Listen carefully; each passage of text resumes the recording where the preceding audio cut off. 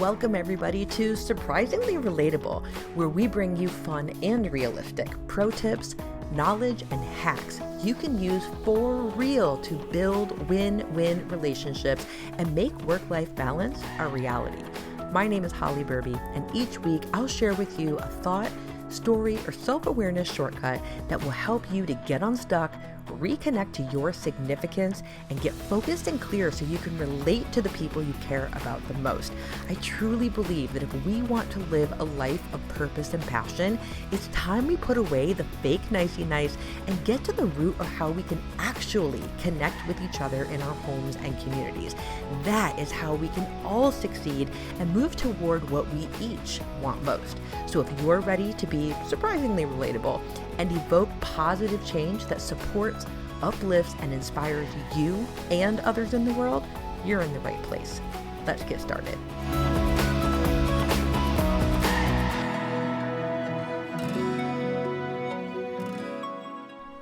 Hey everybody, welcome back to the show. Today I'm going to be talking about a topic that you all chose for me in my Instagram stories, a poll that I put up a couple of days ago. And not only was the response overwhelming that this topic needs to be addressed, but in addition to it, there were DMs on the side telling me, make this happen right now. Please tell us the difference. And so what I'll be addressing in today's episode is the difference between being overwhelmed versus being or feeling overstimulated. I identify as an empath, and some of you may know exactly what I'm talking about. Some of you may not know what being an empath entails or what that means, let alone what it feels like. So to bring this back to one of my earlier episodes of the show, aim today for understanding first, and then aim for relatability second. Because even if you are not someone who considers themselves to be empathic or an empath, you probably know a number of people in your life who are, and they may experience overwhelm and or overstimulation to some extent. And by you committing to understand what these people in your personal and professional life are going through, you can then be of service to them or love them the way or support them the way that suits you and them best, even if you don't entirely relate. And for a number of you, you may have some degree of being an empath that you do relate to. In a nutshell, I would describe off the top of my head here, being an empath is essentially I feel things very, very deeply. And not only do I feel my own emotions and my own feelings very deeply, meaning that I feel it in my physical body as well as in things like my mood. Am I angry? Am I sad? Am I frustrated? Am I feeling anxious? Am I feeling depressed?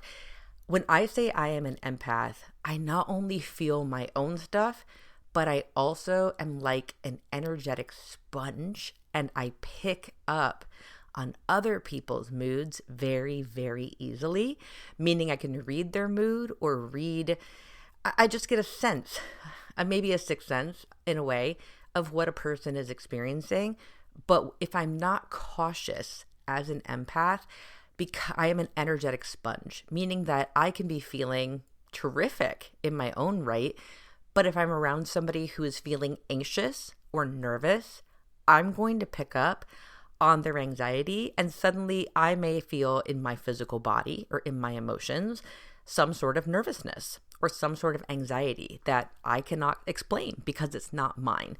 Or if I am feeling relatively good that day and I'm around somebody who is experiencing mild depression or sadness or just seems down for whatever reason, suddenly I'll find myself feeling that way too.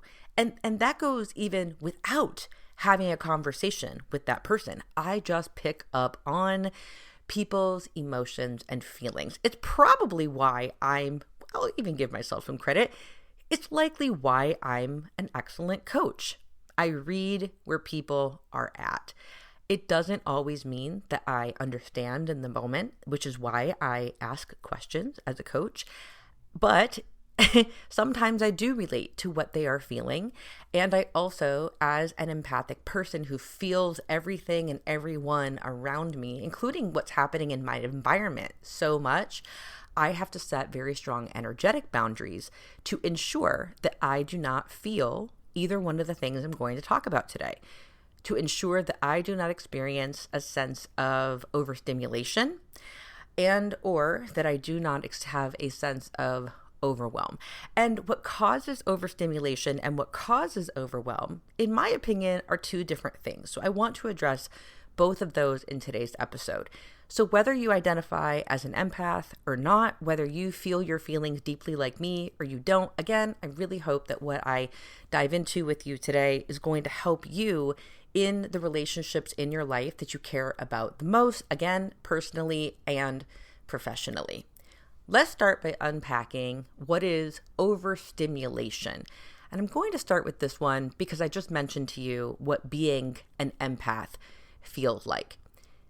As a human being, we are all having a human experience that is composed of different energetic bodies. So yes, we have our physical body, but our human experience also is made up of, with the physical body, the mental body, the emotional body, and the spiritual body. So these four components of who we are doing their thing, right? They're feeling what they're going to feel in our emotions. They are tapping into whatever our beliefs or our morals or our values are in a spiritual sense. And they're tapping into our mindset, our thoughts that we are thinking in any given moment. And with that, when we consider the entire individual, how we tell how we feel is using the physical body's senses. Now, you are likely very familiar with the senses, seeing, the sense of sight and taste and touch and smell. You probably, hearing, right? People often mention having a sixth sense or like an intuitive sense, but we're just talking about the physical body and what it is capable of, what your eyes do, what your ears do, your taste buds, the way things feel underneath your fingertips. And that is your sensory. Your body is consistently picking up on information because of what you are seeing and what you are hearing, what you are tasting, touching, smelling, etc. That contributes to what your body is interpreting. And so throughout any part of your day, you're receiving cues and input from your outer world. And that is causing a feeling in your body, in your inner world. So as an example, if I wake up in the morning and I am laying in my bed and I'm not in a hurry to go anywhere and my dog is snuggling next to me and maybe it's a little bit cold outside and I've got all my blankets and all my pillows and I snuggle in and I take a deep breath and I maybe stretch a little bit while laying down, I'm feeling very relaxed. And the reason I'm feeling relaxed is because my senses are reading my environment.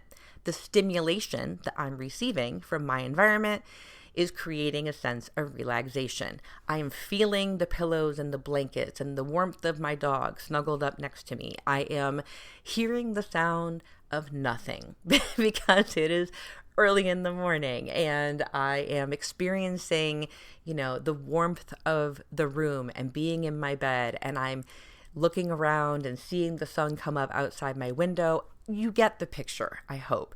So the sensory input of my outer world, in this case, the outer world of my bedroom, my window, etc., is creating an inner experience of what I am feeling. And it's all coming in through my senses. Now, if we change the environment, okay, my stimulation is going to change as well. So as an empath, like I said, I feel things very, very deeply. And if I go to some place where, let's say I'm going somewhere that I have never been before. So for example, let's say I'm going to a giant music festival. And at this music festival, I am going to be with 4 or 5 of my friends. Maybe I don't know everyone in the group. and there's going to be thousands and thousands of people at this music festival. And let's say we are camping outside over the span of a few days, and I've never been to this location before, and I am surrounded by the elements that I might not be used to. Let's say it is out of state and it's in a drier climate or a desert climate. And so I am outside of my element. And as an empath, I am feeling discomfort, probably anxiety, probably nervousness, also likely excitement and joy and anticipation of what's to come. But the environment is different because I don't know these people. I've never been here. I've never done this. I don't know up from down. There's no creature comfort. My routine is completely thrown off. And that's just from my own sensory input, let alone if someone around me or one or a thousand of these thousands of people, if there's a certain energy in the air, I am going to feel it. And even just now talking about it, I'm feeling like it tingly and nervous in my body, like, oh, why would I ever do that to myself? And for you, you might get excited and charged by thinking about going to something like that. But for me, as an empathic person, it makes me feel nervous and a certain way.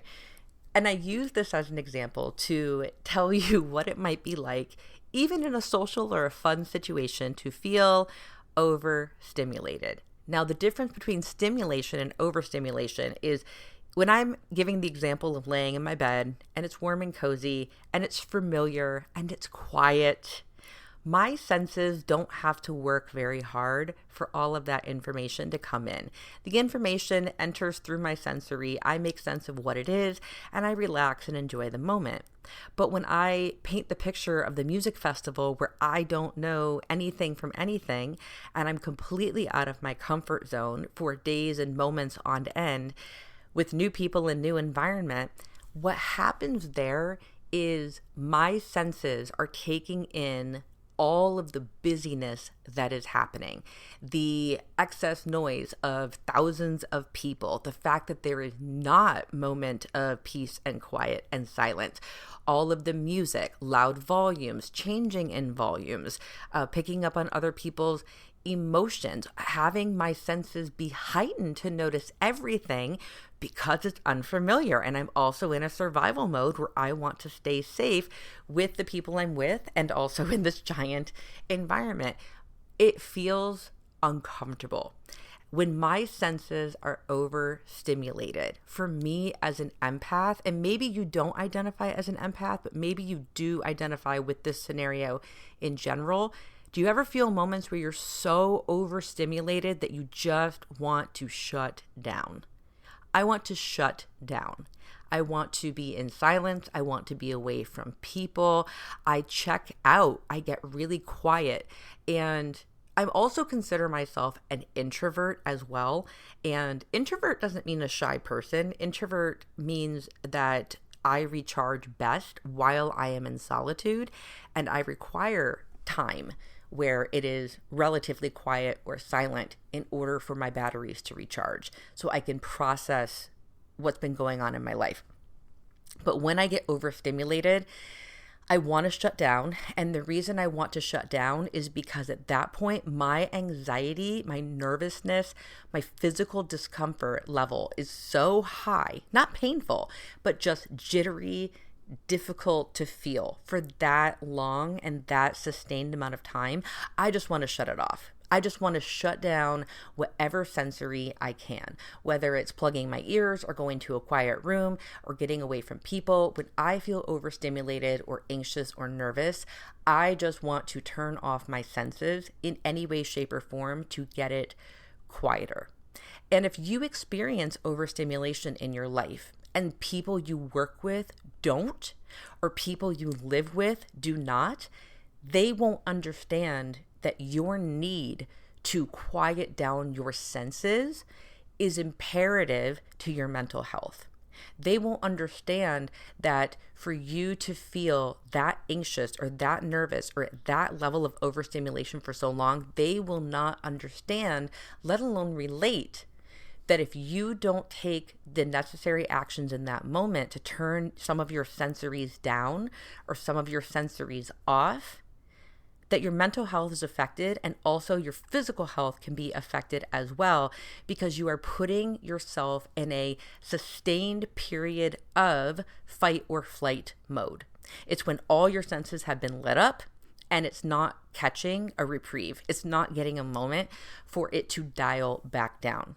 So it's important for you to know as an individual if you are someone who gets overstimulated to a point of discomfort or anxiety or nervousness, so that you can communicate to the people in your life why you need to take certain actions toward healthy mindset and or a healthy body.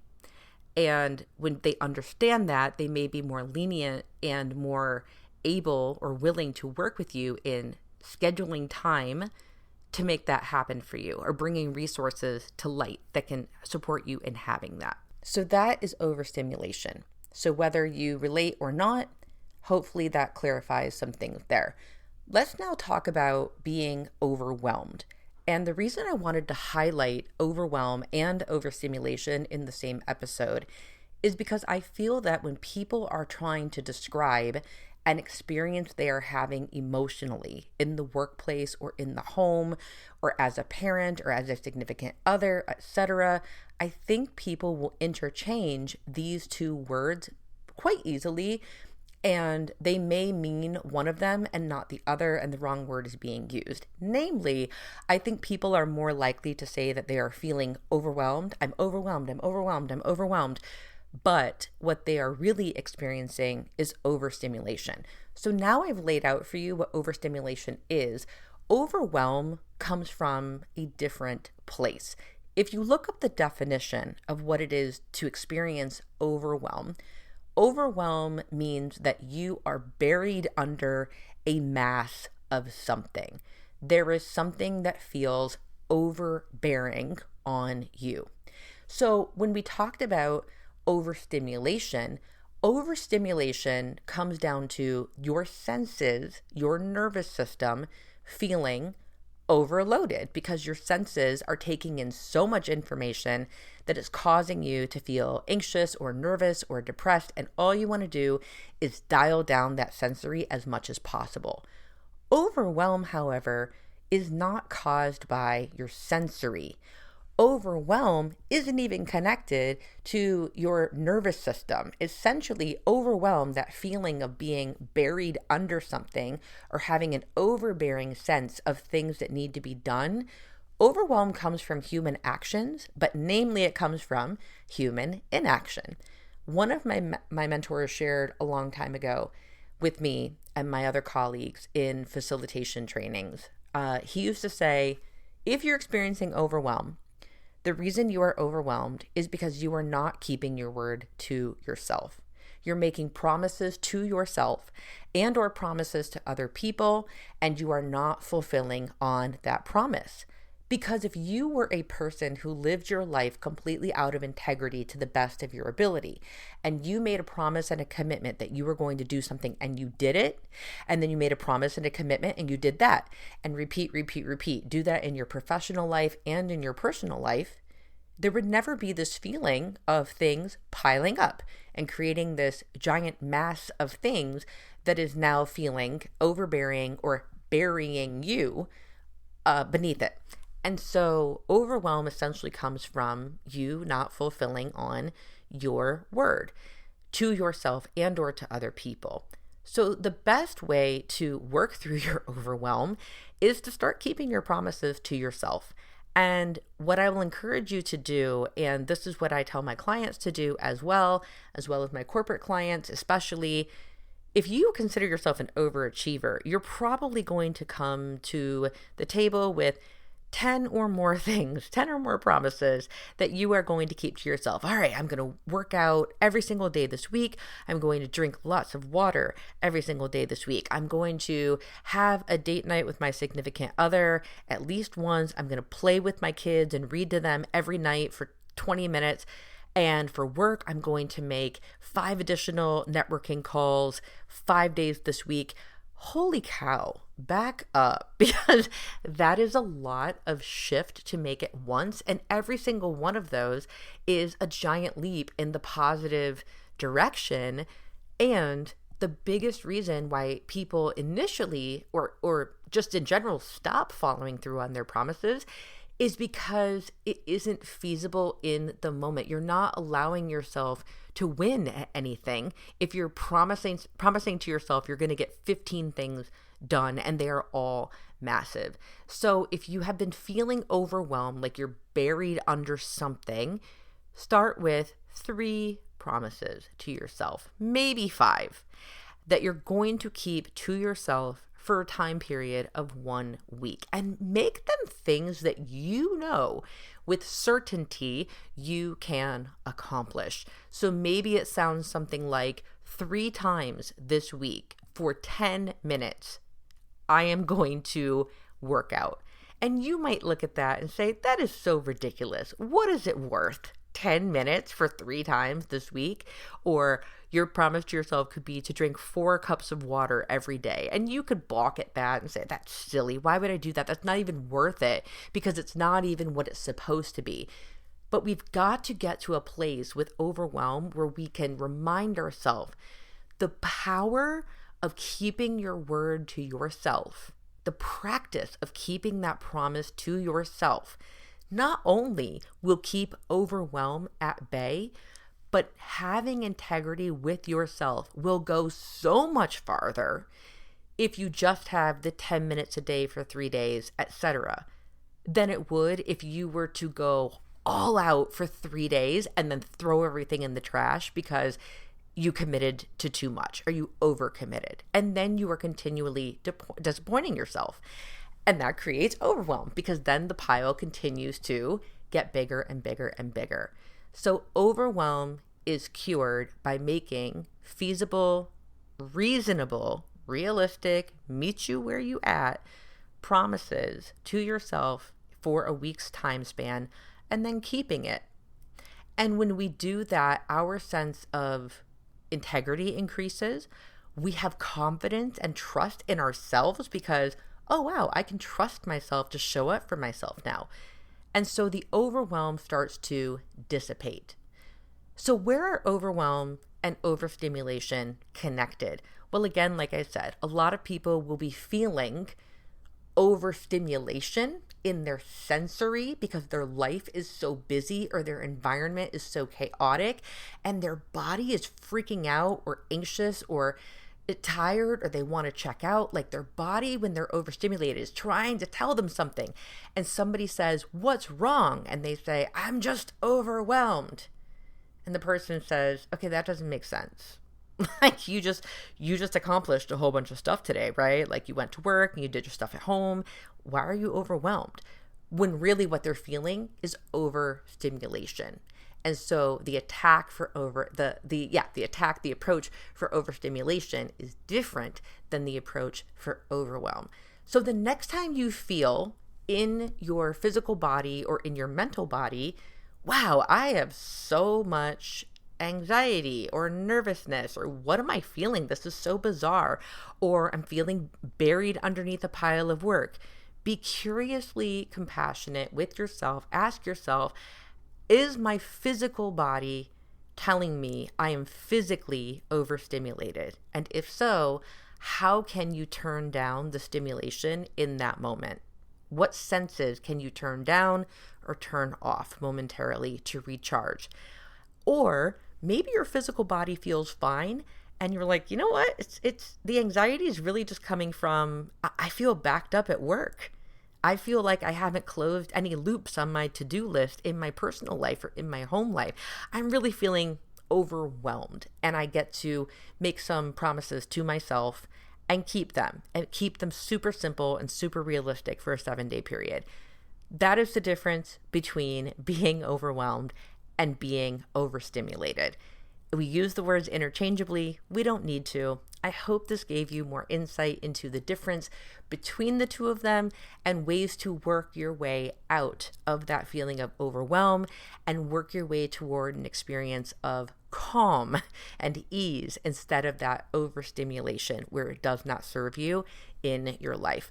I would love to hear what you think about this episode. Which one do you feel that you experience more often? A sense of overwhelm or that overstimulation? Or maybe it's a combination of both. Go ahead and screenshot this episode as you listen to it, share it to your Instagram stories, and tag me in it, holly.burby.coaching. I would love to hear your takeaway. Which side of the fence, overwhelmed or overstimulated, do you think you sit on more often than not? I appreciate you listening and being open-minded. I truly hope that this allows you understanding and the ability to relate more to yourself and other people. And until next time, everyone, I'll talk to you next time. Thanks for listening. And if you love this episode and know of someone else who's passionate about creating authentic relationships with people, please pass them on to me. It would mean the world to me if you help me get this cause and this message out to as many listeners as I can. So please, if you liked what you heard, I'd super appreciate it if you'd take 30 seconds and leave me a 5-star review and share this with your friends. And until next time, show love always, in all ways. And may you discover that we're all surprisingly relatable.